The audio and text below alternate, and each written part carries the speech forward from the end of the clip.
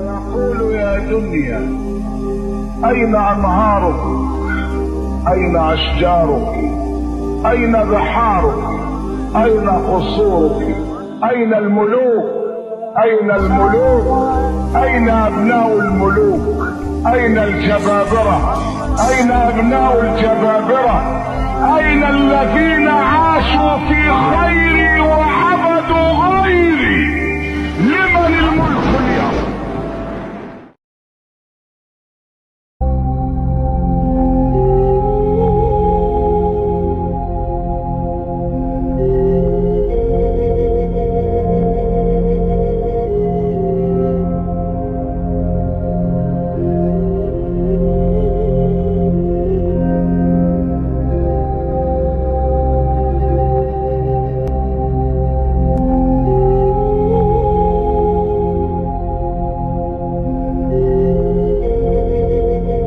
The message this evening is about two things.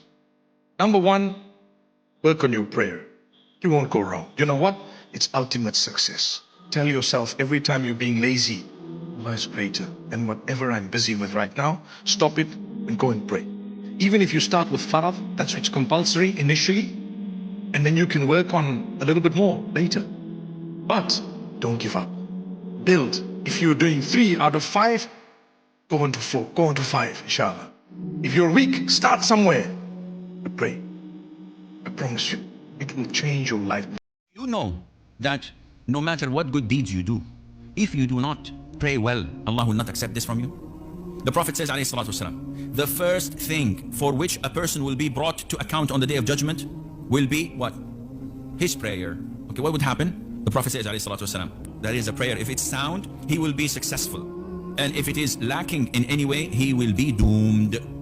So if you come on the day of resurrection, the day of judgment, with fasting, with charity, with hajj, with being kind to people, with being honest, mashallah, very good thing for you. But you did not pray.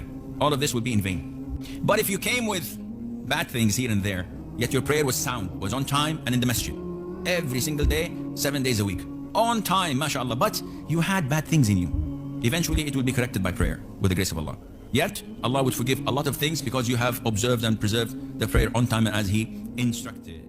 Allah does not just accept anyone and everyone to do good deeds. He chooses you. How does He choose you? By putting it into your heart, let me go and pray.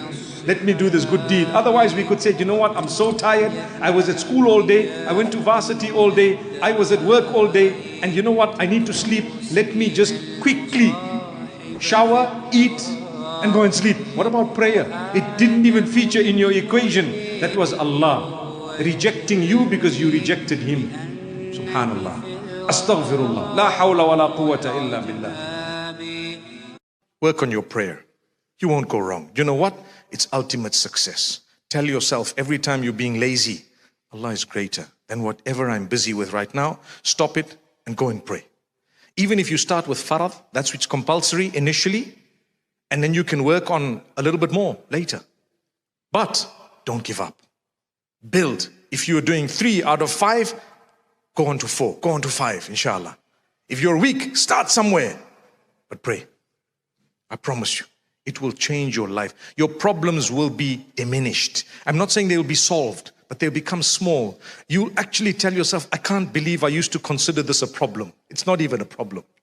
Subhanallah. There's 5 times as many of you on the earth that never got to say La ilaha illallah, aren't there? And He chose you. He chose you to say it. He chose you to say Muhammadur Rasulullah sallallahu alaihi wasallam, didn't He? You didn't have to be born in a Muslim family. You could have been born in a Buddhist family. Some of you took Shahada. You could have never found Islam. Allah chose you. Your heritage didn't choose you. You know, the baby, the soul is brought from the angel into the womb of the mother. That soul could have been brought to any mother, but He chose your mother. He chose that family. He chose to give you this Islam. He chose to give you this La ilaha illallah. And He tells you in this ayah, why did I choose you? Because you have the skill to do for me what you need to do, as it deserves to be done.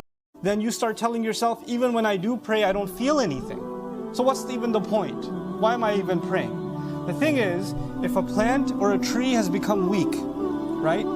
And you want it to be healthy again, then you put some water on it. But as soon as you put water, you don't see fruits popping out. You gotta keep putting water little by little by little, and then it rejuvenates. It's not going to happen immediately.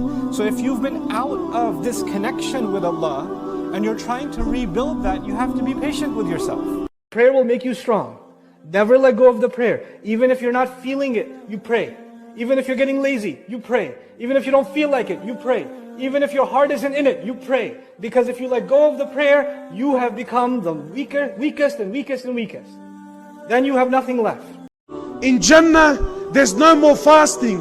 In Jannah, there's no more Salah. In Jannah, there's no more wudu. In Jannah, there's no more worship. Nothing. You never have to do anything ever again. In Jannah, you will be clean shaven. No more this. You see this?